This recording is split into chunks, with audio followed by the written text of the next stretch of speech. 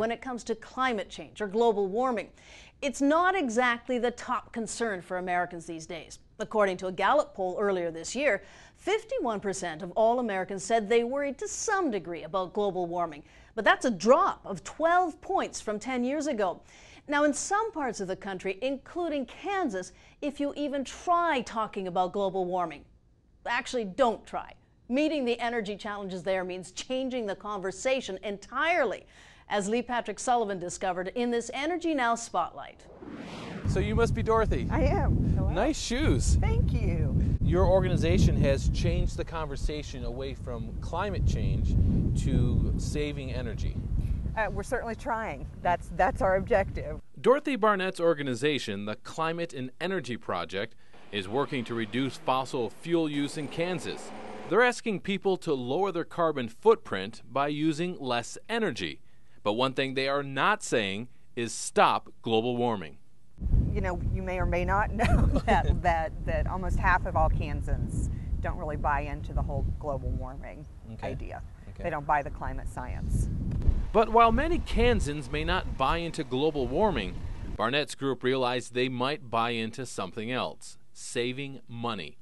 And pushing for that shift in focus is paying off. Normally, if a city sees a 1% reduction in energy use, that's a big deal.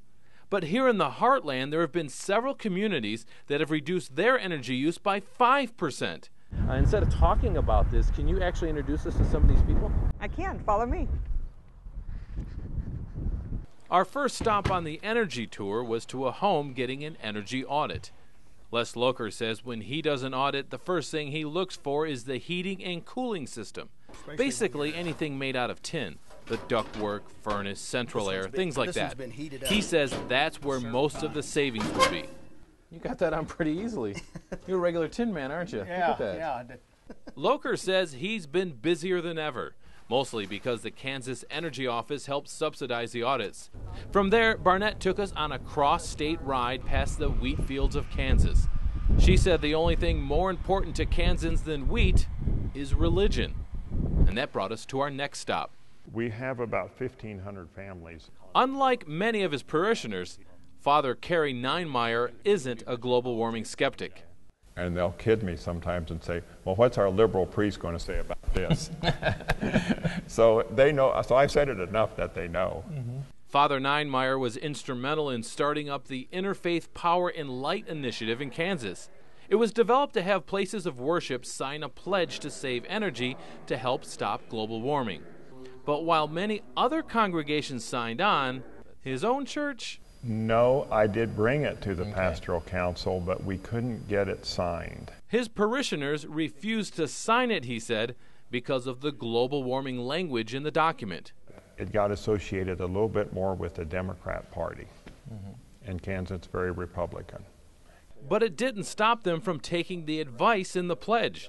Between the church and the high school, the parish has seen a 10% drop in their energy use. By simply changing out some incandescent light bulbs for compact fluorescents and putting the heating and cooling system on timers and allowing the building superintendent to access it from home.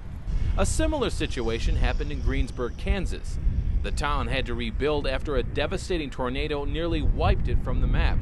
Now, it's one of the greenest cities in the country.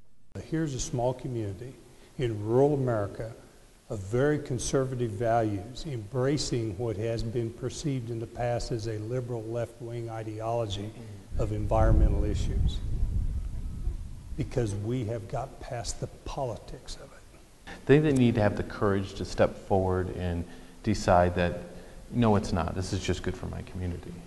Well, and we've dealt with a lot of that. And even in my own thought process, I've dealt with those issues. When I rejoined Dorothy Barnett on her Kansas energy efficiency tour, she took me to an elementary school where kids are learning the importance of saving energy. Older kids from the local high school put on a play about not wasting electricity. And in a 10-minute chat with the actors, I heard not one mention of global warming. 1, 2, 3. Energize! All right. They didn't say it during their performance either. The play focused on not leaving devices plugged in because the evil energy bandits will steal your electricity. It was narrated by our hero. These are power strips. An Energizer Bunny. Got a bunch of little munchkins here, don't you? I got to come down here. I wanted to see if the kids were paying attention to the performance. Energy Bandits, bad or good? Bad. Energizer Bunny. Good. Barnett says the school gets 15% of its electricity from a nearby wind farm, and that was our next stop. It's where we met Mark Richardson from the Reno County Energy Task Force. Its goal? To try to turn more of the near-constant Kansas wind into electricity. Surely a renewable energy guy would want to talk about global warming. Nope, he preaches jobs. We don't need to produce wind energy necessarily for anything other than the economic side of it, and I think most people in Kansas will be happy. From the wind farm, we went to Goodland, Kansas. The town is in the midst of the Take Charge Challenge. It's a contest run by Barnett's organization to see which city can lower its energy use the most. Top prize, $100,000.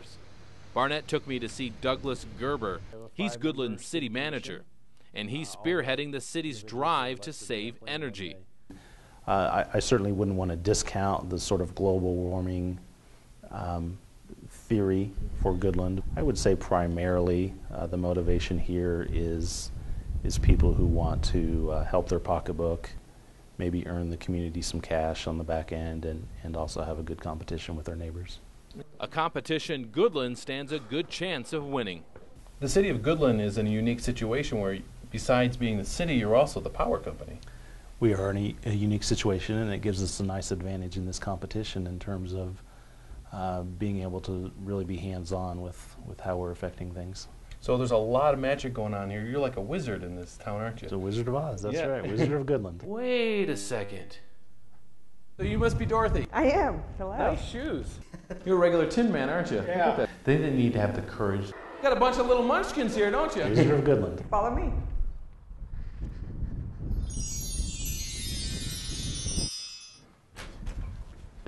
I just figured it out. I know what they did with global warming.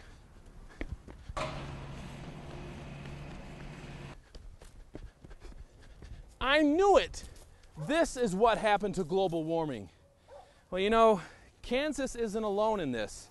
There's at least 5 other Midwestern states that want to change their conversation from saving the planet to saving money. But why did they drop a house on it? They could have just used water. Does this make me the scarecrow? From somewhere over the rainbow, Lee Patrick Sullivan, Energy Now. There was strong interest in the home energy audit program you just saw in Lee Patrick's story, but it's been discontinued. Kansas energy auditors basically ran out of time to take advantage of the federal stimulus money for it.